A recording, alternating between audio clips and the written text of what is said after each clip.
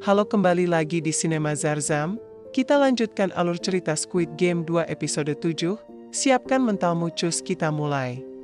Perkelahian yang terjadi di toilet membuat Thanos dan 4 peserta game lainnya tereliminasi. Hadiah pun naik menjadi 3,61 miliar. Masing-masing peserta akan mendapatkan 380 juta won. Namgyu yang masuk aula tempat peserta game, kembali memprovokasi pada tim lingkaran terkait kejadian di toilet. Im Jeng-dae kemudian menanyakan tim mana yang banyak tereliminasi. Salah satu anggota Junho, pilot drone, mengalami mabuk laut, lalu ia keluar dan tidak sengaja melihat Kapten Park yang sedang mengotak-ngatik drone-nya. Kapten Park yang tidak ingin hal itu diketahui Junho lalu membunuh pilot drone tersebut dan melemparnya ke laut. Kemungkinan Kapten Park ini masih komplotan dari pasukan bertopeng yang mencegah Junho dan Woo-seok menemukan pulau tempat Squid Game. Setelah dilakukan perhitungan, yang tereliminasi saat di toilet adalah 3 peserta dari tim lingkaran dan 2 dari tim silang, yang artinya besar peluang untuk berhenti pada pemilihan selanjutnya. Lalu mereka semua bersiap untuk istirahat. Pasukan bertopeng diminta untuk bersiap untuk permainan spesial, di mana di aula tempat istirahat peserta game dari tim lingkaran dan tim silang akan saling membunuh.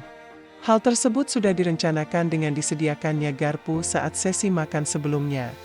Sesaat sebelum lampu dipadamkan, Gi-hun mengatakan bahwa tim lingkaran akan menyerang mereka karena untuk mencegah berhentinya game. Di saat In-ho menyarankan untuk menyerang duluan, Gi-hun melarang hal tersebut. Ia tidak setuju jika terjadi saling membunuh. Gi-hun memiliki strategi lain untuk menangkap frontman dan menyerang pusat kontrol dengan merebut senjata pasukan bertopeng saat proses evakuasi. Setelah lampu padam, tim lingkaran dengan brutal menyerang tim silang yang sedang istirahat. Ternyata sebelumnya Gi-hun meminta beberapa peserta tim silang untuk bersembunyi saat lampu padam. Yang artinya Gi-hun mengorbankan beberapa peserta tim silang untuk strateginya ini.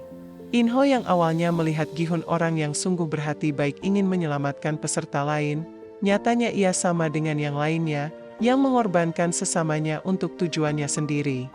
Saat tim silang lain diserang, Hyunju, Gyeong-seok, Jung-bae, Dae-ho hanya bersembunyi mengikuti arahan Gi-hun. Sementara Semi yang tidak mengetahui hal tersebut harus dieliminasi oleh Namgyu. Pasukan bertopeng masuk ke aula untuk menghentikan keributan dan proses evakuasi.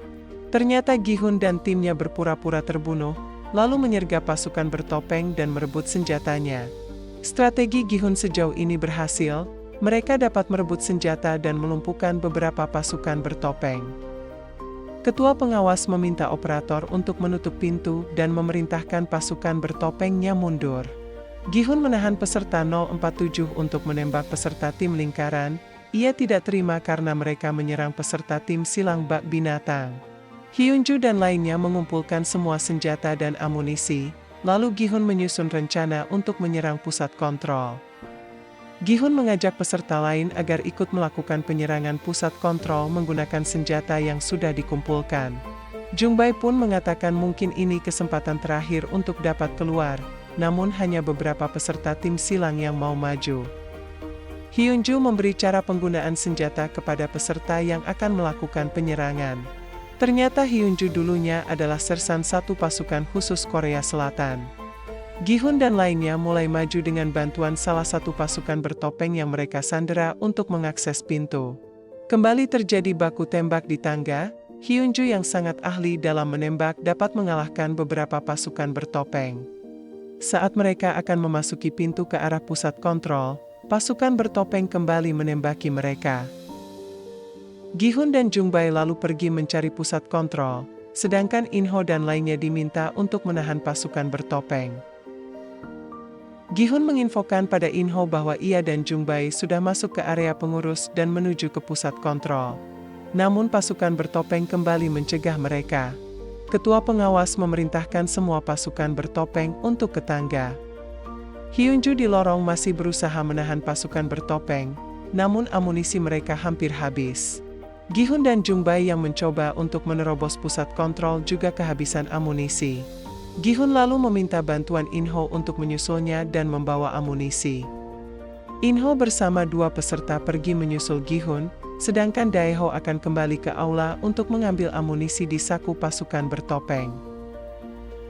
Inho yang sudah bertemu Gi-hun, lalu mengatakan ia akan mencari jalan ke belakang pasukan bertopeng, sedangkan Gi-hun fokus untuk menyerang dari depan. Daeho yang sudah mengumpulkan amunisi akan kembali ke tempat Hyunju dan lainnya. Namun karena ketakutan ia kembali. Karena tidak ada respon, Hyunju menyusul Daeho ke aula. Inho yang sudah di belakang pasukan bertopeng siap menyerang. Namun saat peserta 047 dan 015 maju, Inho berkhianat dan menembaknya. Lalu Inho meminta maaf pada Gi-hun dan mengatakan bahwa pasukan bertopeng telah menembakinya. Inho memerintahkan pasukan bertopeng untuk membereskan semuanya. Hyunju menyusul Daeho ke aula, Daeho yang karena ketakutan tidak dapat kembali mengantar amunisi. Ketika Hyunju akan membawa amunisi keluar pasukan bertopeng masuk, ia bersiap untuk melawan sendirian.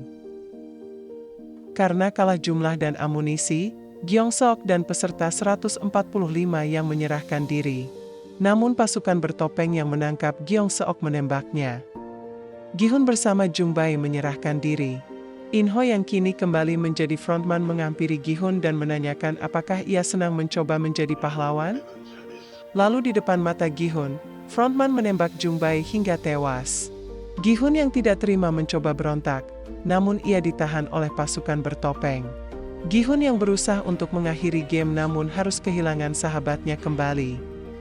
Sekian review Squid Game 2, jangan lupa like, komen, dan subscribe. Ditunggu request review film selanjutnya.